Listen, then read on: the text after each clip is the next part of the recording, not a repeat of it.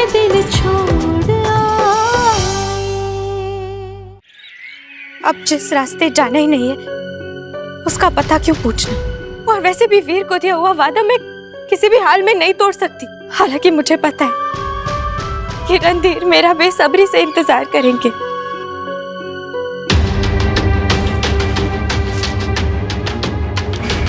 ओए, इतनी भी कठोर मत बन। मेरी तरह तो अपने प्यार से इतनी भी दूर नहीं चली गई है कि लौटकर वापस नहीं आ सकती। तेरी तो अब तक शादी भी नहीं हुई है वीर के साथ। तू तो खुशकिस्मत है कि रणधीर तेरा इंतजार कर रहा है, तुझे बुला रहा है। कम से कम उसे एक तो मौका दे। नहीं वशमा, अगर मैं उससे मिली तो मैं कमजोर हो जाऊंगी और यही तो मैं नहीं चाहती हूँ। तब तो तुझे इम्तिहान देना ही होगा अमृत। एक बार तो अपनी किस्मत को मौका देना ही होगा। अगर ऐसे रिश्तों को खत्म भी करना है ना तो अच्छे मोड़ पे खत्म करना चाहिए, समझी?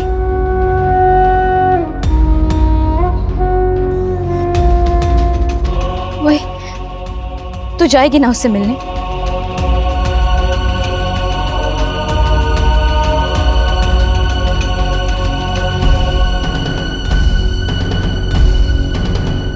अमृत,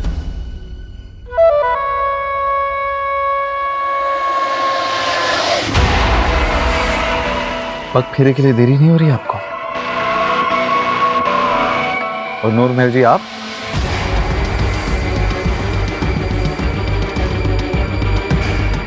यहाँ कैसे? हैरान मत होइए, गलती आपकी नहीं है। आपने पूरी कोशिश की पर्दा डालने की, पर हमारी जो कमबख्त आंखें हैं उन्होंने आपका खूबसूरत चेहरा देख ही लिया। पर आपको हमसे डरने की जरूरत नहीं है, ना ही हमारे सामने झूठ बोलने की जरूरत है, ना ही पर्दा करने की जरूरत है। ये नायाब तोहफा आप ही की देन है और आप जब चाहें इन्हें आके मिल सकती हैं, इनका हालचाल पूछ सकती हैं। और हाँ, अपने हाथों को समझा दीजिए, अगर अगली बार किसी की आहट सुनाई दे तो पर्दा थोड़ा जल्दी डालिए, वरना अगर इनका चेहरा आपके चेहरे के साथ किसी ने देख लिया तो हमारे झूठ से तो पर्दा हट जाएगा। वो मैं बस अमृत से मिलने आई थी, मैं चलती हूँ। नहीं, इत्मीनान से मिलिए इनसे, बस ऐसे खुले में मत मिलिए।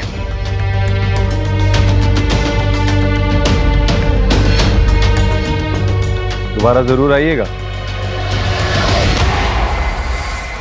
बहू रानी, रानी माँ बुला रही है।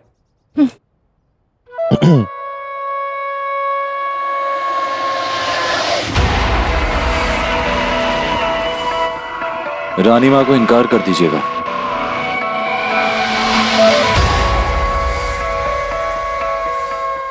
उदय, अगर अमृत मुझसे मिलने के लिए तैयार हो जाए तो ये बुरखा उसे दे दे, ताकि उसे कोई पहचान ना सके। जी ठीक है, दे दूंगा। पर रणधीर साहब, मुझे नहीं लगता कि अमरू इतना बड़ा जोखिम उठाएगी।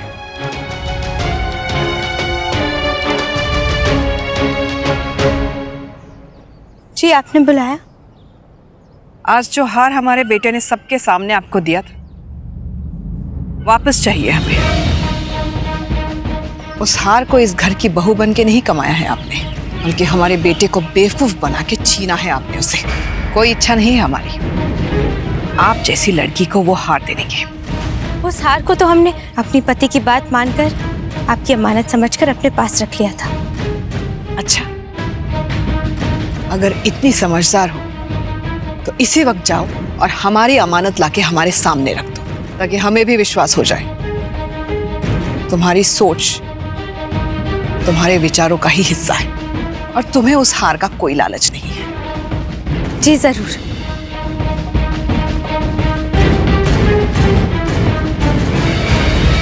आइए, स्वागत है आपका। और हमें पूरा यकीन है कि आपने हार वापस करने से इनकार कर दिया होगा। जी नहीं। क्यों? क्योंकि सोने चांदी से मेरा प्यार बहुत पहले खत्म हो चुका है। और वैसे भी हार को गले लगाना ना ही मुझे पसंद था और ना ही पसंद है। रानी माँ चाहती है, उनका हुक्म है कि मैं उन्हें उनका कीमती तोहफा वापस लौटा दूं, और मुझे उनका हुक्म मानने में कोई ऐतराज नहीं है।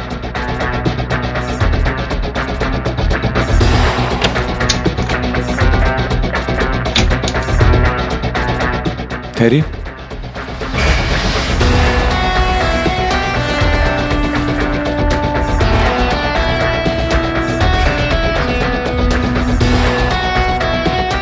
हार आपको रानी माँ ने नहीं, आपके प्यारे पतिदेव ने दिया है। तो कोई कुछ भी कहे, किसी भी हाल में आपको इस हार को वापस नहीं करना है, समझी?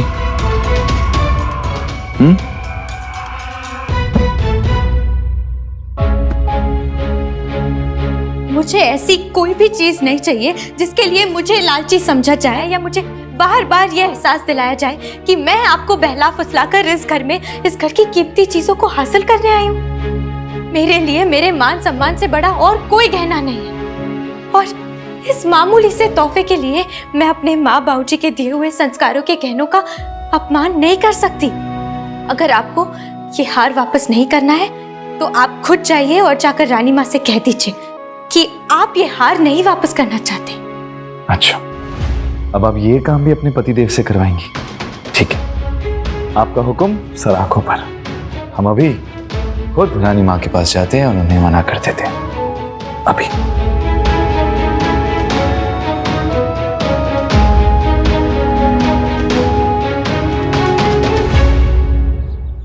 रानी माँ, आपको एक छोटी सी तकलीफ देना चाहते हैं। आपको पूछने की जरूरत पड़ रही है। ये बात भी सही है। कैसे बताएं आपको?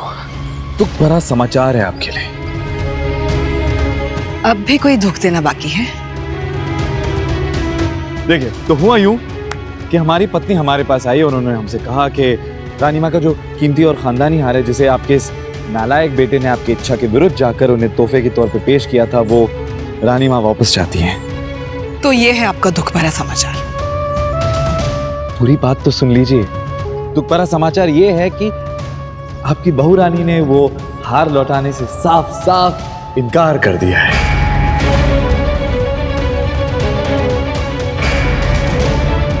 क्या है ना, दिल आ गया उनका उस हार पे। इतना खूबसूरत, इतना अच्छा हार है, और तो और उनके पति ने उन्हें इतने प्यार से तोहफे में दिया था कि वो खुद को उससे अलग ही नहीं कर पा रही। और देखो, हमने कहा भी था उनसे कि ये बात आप रानी माँ से जाकर कह दीजिए, अपने दिल की बात उनके सामने रख दीजिए, पर इस बात से भी इनकार कर दिया उन्होंने। रानी माँ, आप तो जानती है कि हम तो ठहरे चोरों के गुलाम। उन्होंने हमसे कहा कि आप जाइए और रानी माँ को ये बात बताइए, तो हम आ गए आपको ये समाचार देने। हम जानते थे कि वो संस्कारों के नाम पे बड़ी बड़ी बातें करने वाली वो लड़की दरअसल अपनी सोच, अपने विचारों से कितनी छोटी है। हमें पता था उसकी नीयत डोल चुकी है उस खानदानी हार पे। हमें कम ही उम्मीद थी कि वो हार लौटाएगी। और कुछ है आपके पास हमारे लिए, या हो गया? नहीं, आज के लिए तो इतना ही काफी है, पर हाँ, ये जूस थोड़ा गर्म हो गया है। रानी माँ के लिए एक ठंडा जूस लाया जाए, गर्मी बहुत है। इजाजत चाहते हैं आपका? हम चलते हैं।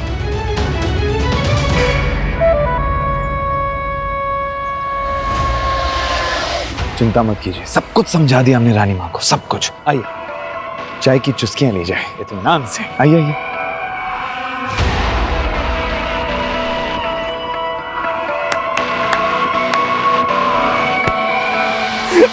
मजा आ गया, उनका चेहरा देखने लगता एकदम तमतमा था, एकदम तम शब्द नहीं निकल रहे थे मुंह से। हमें पता था वो जरूर ऐसे करेगी। मजा आ रहा है आपको? मजा आ रहा है उनके सामने मुझे छोटा दिखाकर? क्या जरूरत थी वीर साहब उस छोटे से हार के लिए ये सब करने की? देखो, हार तुम्हें पसंद नहीं था, हमें भी पसंद नहीं था, पर हमारा एक आत्मसम्मान है, समझ रहे हो? वो हार हमने तुम्हें दिया था, तो किसी का हक नहीं है वो छीनने का, किसी का नहीं। और याद रहे, हमारे परिवार के सामने हम सचमुच तुम्हारे पति हैं। पति होने के नाते तुम्हें हमारी हर बात माननी पड़ेगी। हमारी बात ना मानने का हक बिल्कुल नहीं है तुम्हारे पास। जो हम कहेंगे वो तुम करोगी, समझे? अब जाइए, पग फेरे के लिए देरी हो रही है, तैयार हो जाइए। देखिए वीर, कह दिया ना, बस कह दिया। जाइए।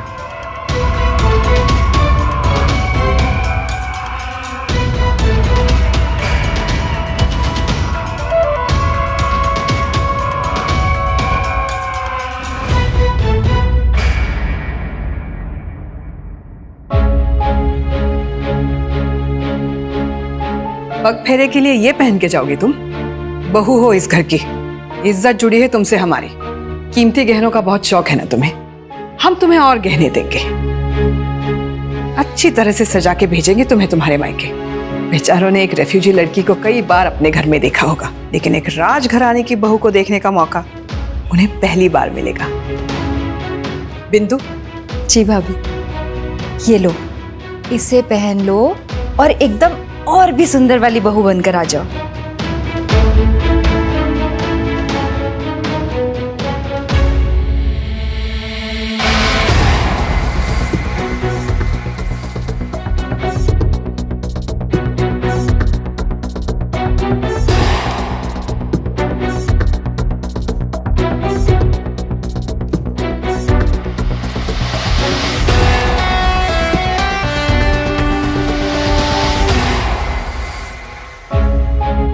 अरे वाह, कितनी प्यारी लग रही हो। कहीं नजर ना लगे। ऐसा लगता है जैसे ये साड़ी तो बनी है बस तुम्हारे ही लिए। आओ बैठो। बिंदु, अब जी,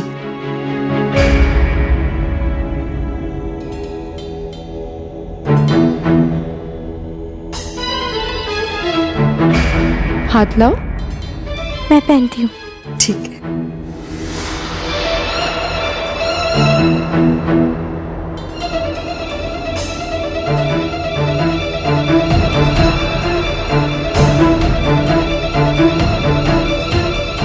सजा लो इन एक से एक पुराने और खानदानी गहनों से अपने बदन को। बड़ा शौक है ना तुम्हें राजसी जेवर पहनने का, तो उठाओ इनका वजन और जान लो कि शाही दिखने की क्या कीमत चुकानी पड़ती है। क्या हुआ, वजन उठाने में तकलीफ हो रही है? जी, पर इससे ज्यादा वजन मेरी जिम्मेदारियों का है जिसे मुझे उठाना है और मैं हर हाल में उठा लूंगी। अच्छा, तो हमारी तरफ से बहुत बहुत शुभकामनाएं। आओ, हम खुद अपने हाथों से तुम्हें झुमके पहनाएंगे।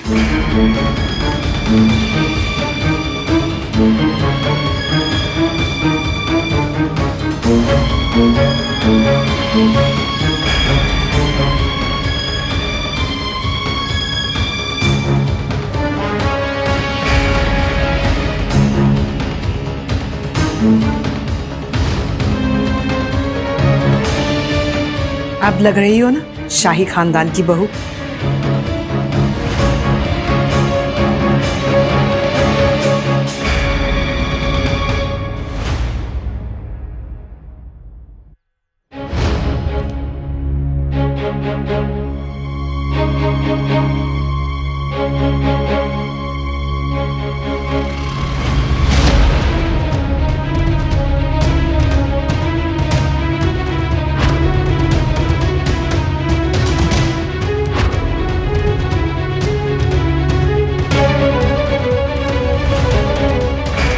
तो हमें धोखा दिया जा रहा है। हमेशा तुम अपने संस्कारों की बातें किया करती हो अमृत, तो ये सब क्या है? इस बार सबूत के साथ मैं तुम्हारा सच तुम्हारे सामने रखूंगा।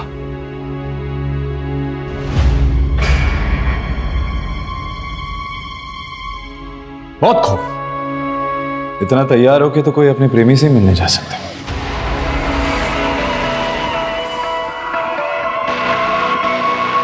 आप तैयार नहीं हुए? हम क्या करेंगे वहां के, कबाब में हड्डी बन के रह रहे हैं। आप ऐसा क्यों कह रहे हैं? भाई जाहिर सी बात है, इतने वक्त बाद तुम अपने परिवार वालों से मिलने जा रही हो। यहाँ ससुराल की बातें होंगी, कुछ अच्छी कुछ बुरी, और अगर हम वहां होंगे तो अड़चन आ जाएगी ना। और वैसे भी हमें कुछ काम है जिसे निपटाना है।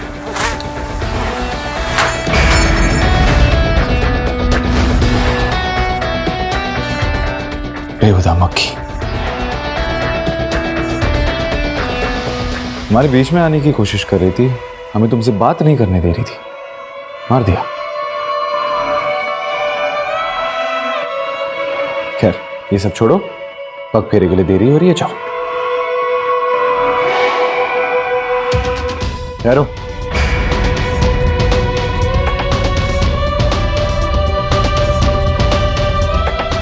ख्याल रखना अपना।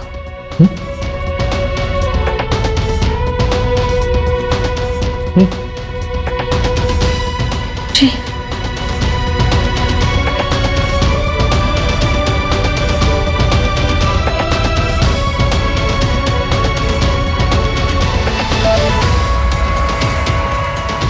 अगर आज तुम सच में अपने प्रेमी से मिलने जा रही हो ना,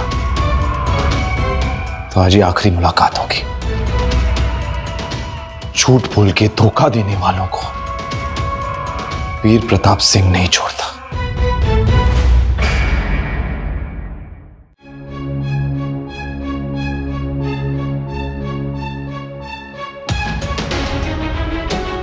ओए तू तो खुशकिस्मत है कि रणधीर तेरा इंतजार कर रहा है, तुझे बुला रहा है। कम से कम एक बार तो उससे मिल ले। पहली बार घर का दामाद घर आने वाला है, लेकिन पूरा का पूरा घर बिखरा पड़ा है।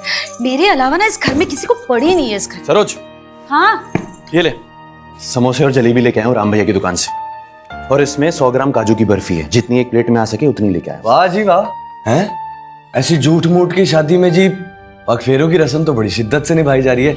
सुनो, अच्छे दिन पे ना अपने मुंह से बुरी बातें ना क्या करो। भाभी सही कह रहे हो आप। अच्छा दिन वीरे, एक बंदे को हम अपनी लाडली बहन ना जी बेच देते हैं, लेकिन अच्छा दिन बनता है जब हम उसको घर बुला के बर्फियां खिलाते हैं जी, तब बनता है ना भाभी अच्छा दिन। वीरे मुझे मालूम ही नहीं था। तेरे को 25 बार सिखाया है कि भाभी से इज्जत से बात किया कर। ओ भाई मैं तो इज्जत देने की कोशिश कर रहा हूँ, जब अगले इज्जत लेने को तैयार नहीं है तो मैं क्या अभी करूं? मैं तेरे को सिखाऊं इज्जत देने का तरीका? तो सिखा दो ना वीरे, मैं तो कब से कर।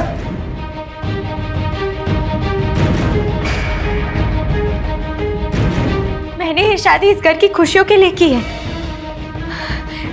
और यहाँ आप सब लोग आपस में ही लड़े जा रहे हैं। भैया अमरू, तुम बेटा तुम बाहर क्यों खड़ी है? चल आजा अंदर, आजा। चल चल चल आजा। तू ठीक है ना? तेरे घर परिवार में सब चंगा है ना? सब तुझसे अच्छे से बात तो करते हैं ना? चल आजा अंदर, आजा। ना ही मुझे किसी सवाल का जवाब देना और ना ही मैंने अंदर आना है, जब तक मेरे दोनों वीर जी एक दूसरे के गले नहीं मिल जाते। हाँ? नहीं? ठीक है, तो फिर मैं वापस जाती हूँ। अमरू, नहीं नहीं, रुक जाओ।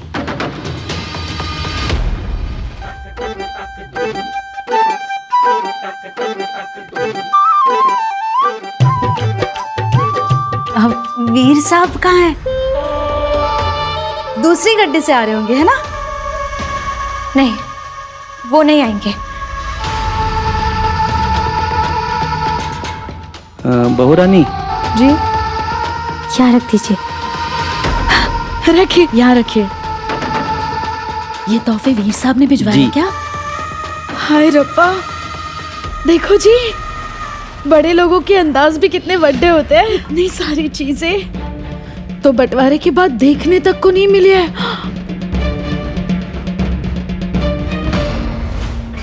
अमरू तू चल। हाँ रुको रुको रुको, रस्म तो पूरी करने दो।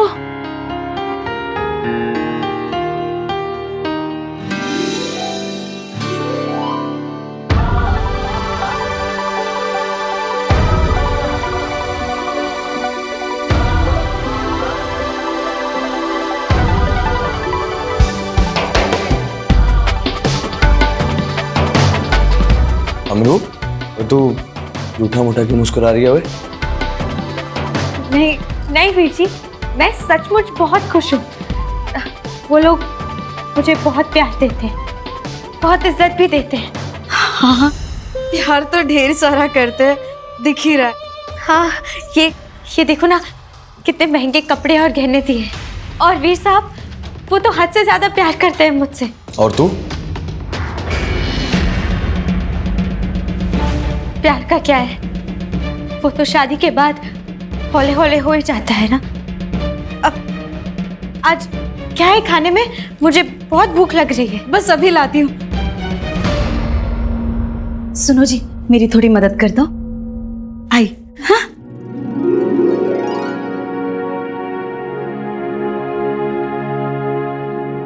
ओए अमरू, और तुझे जिंदगी में किसी भी तरह का दुख महसूस हो, या तुझे किसी भी तरह की तकलीफ हो, या तू बस जिंदगी में अपना इरादा बदलना चाहती हो ना, और तूने परेशान नहीं होना, तूने अपने इस वड्डे भरा को कहना है? और तेरा ये वड्डा पुराना पूरी दुनिया से लड़ जाएगा, लेकिन अपनी भैन दी सारी खुशियां उन्होंने लाकर वापस देगा। पर वीर जी, मुझे कोई परेशानी है ही नहीं, बस मुगर बुआ की याद आ रही है। वो होती तो बहुत अच्छा लगता। और रणधीर? वो इंतजार कर रहा है तेरा। वो गांव का पुराना मंदिर है ना, उसके पास। वहां वे आया था वो मुझसे मिलने, और मेरे को अच्छी तरह मालूम है तू भी मिलना चाहती है ना उससे। जा जा मेरा अमरू पुत्र, जा उससे मिल ले एक बार। चल चल वीर जी, अमरू, मैं बैठा हूं ना, मैं कह रहा हूं मैं सब कुछ संभाल लूंगा। मुझे तो मेरी वशमा चाहकर भी नहीं मिल पा रही है, पर तुझे रणधीर से मिलने का मौका मिला है अमृत। तू 1 मिनट रुक है।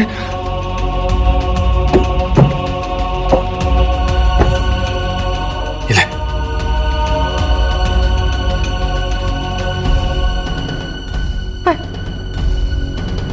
ये तो वीर साहब के साथ धोखा होगा ना? अमरू, वीर कोई नहीं लगता तेरा, रणधीर था तेरा मंगेतर, तेरा प्यार, तेरी जिंदगी। और अब तू खुद सोच ले तूने क्या फैसला करना है, लेकिन मुझे तो लगता है कि तुझे एक बार रणधीर से बात करनी चाहिए। ये ले। और अगर वीर साहब को पता चल गया तो?